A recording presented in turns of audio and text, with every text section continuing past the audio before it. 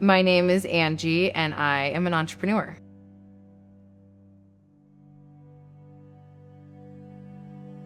So I would say there was a lot of things. Being an entrepreneur, there's a lot of risk.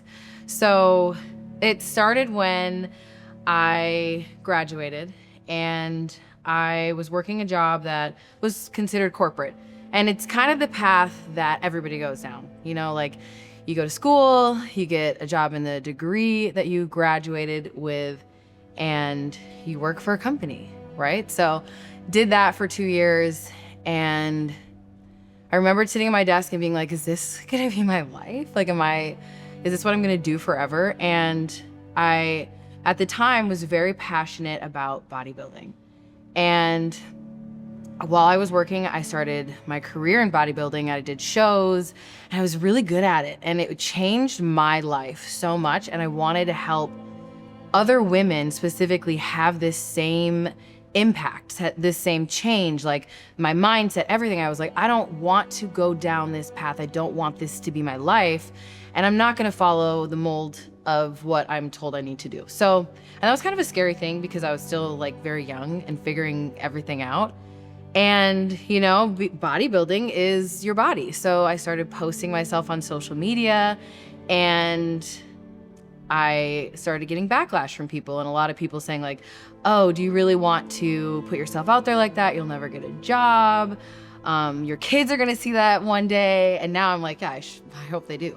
But with that, I started to be like, I really wanna make an impact in a different way. I don't wanna work in a corporate job. So I decided that I was going to start my own business.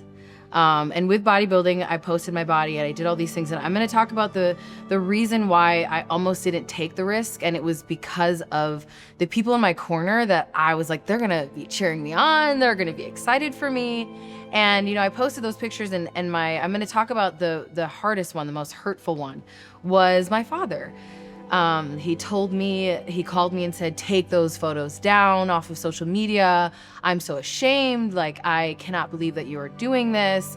And I really thought with myself, I was like, maybe this is wrong. Maybe, these opinions are the opinions I should be listening to. These people care about me. And so he told me to take my last name off. If I wasn't going to take him down, take your name off. I do not want that name. I'm Nigerian, so it's very, very proud. He has a lot of pride in that name. So I took it down. And if you ever look at my socials, you'll see it's just my name, Angie Marie. And so I was really devastated by that. It was really difficult. And then on top of that, I had my brother, who's my older brother, and he was telling me like, oh, you get a real job, grow up, you're being a child. And so I was like, oh my God, I'm being stupid. Like, this is a huge risk. And maybe I'm doing the wrong thing. And I remember my other brother, who's my business partner now, fast forward, was like, dude, can I swear? He was like, fuck them. Fuck, we loved our dad. He's like, fuck their opinions. Let's just do this shit. Like, we're gonna do it and we're gonna fucking show them. And I was like, okay.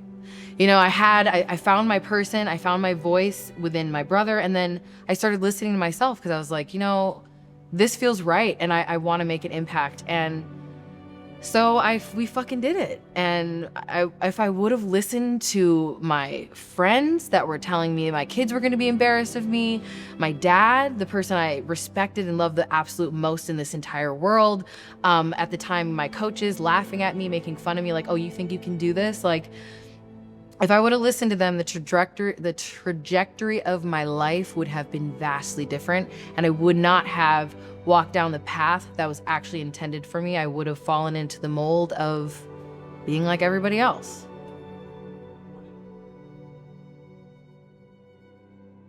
Yeah, I learned that I have power within myself. I am everything I need. I know that what is here is what is my truth, and no matter what other people are gonna tell me, I know that this is what I want. I know, and no one else can tell you what you should do unless they've walked down that path and they know, here's what I did. Here are the steps I took. I know you can do it. And a lot of people that had never done what I wanted to do were telling me I couldn't do it.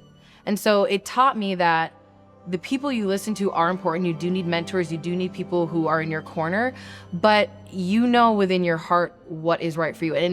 And with that, one thing that validated that exact thing was when I started my company and I said, we took my name off, and this is kind of emotional for me to talk about, but my dad called me, the one person I wanted to make proud of me. I was gonna cry. He called me and said, this is his voice, my daughter, I'm so proud of you. We made our business name my last name that I removed. It's Okan. And I took it off because he was embarrassed. And, if I would have listened to him back then, I would have never done this. And we started the company with Adinkra West African symbols. Everything I did had purpose. And so our logo stands for strength, humility, and power.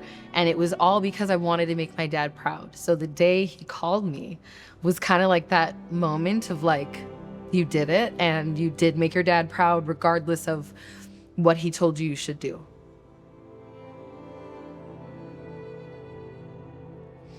It turned out better than I could have ever imagined. And this is why when people ask me for my opinion, now I guess I'd be considered a mentor.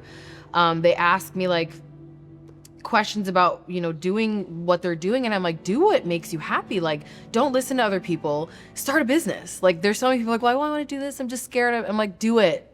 Fucking do it. Like, you're gonna fail, and you have to do those. You have to fail to learn, okay, this worked, this didn't work, but you'll never know unless you actually try it. And you'll never know if you're listening to 80 different opinions, whether or not it's right for you. And I will say, there are moments being an entrepreneur that are scary, and they sometimes suck, but it is better than anything I ever imagined because it gave me freedom that I would have never otherwise had. I would have worked for someone else and lived for someone else and not for myself. Yeah, I mean, it's everything's scary. The saying, they say, do it hard, choose your hard. It's always gonna be hard.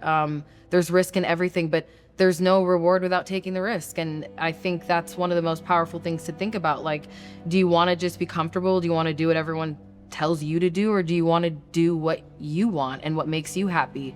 This life is short. We don't have a lot of time here, so we might as well live for ourselves and do the things that make us happy. And I think my favorite thing, I don't even know where I heard this, but it's my favorite story, is you're the player. You're the player in the game. So if you know sports, you know that there's people that are in the stands watching you play, and they all have their opinions. But really, the only opinions you need to listen to aside from yourself is your coaches, because they want you to win. They want to see you succeed. And the players sitting next to you, because they're the ones who also are there rooting for you, pushing you, encouraging you. Everything else is noise. So you're the player in the game, and play the game for yourself and as good as you possibly can.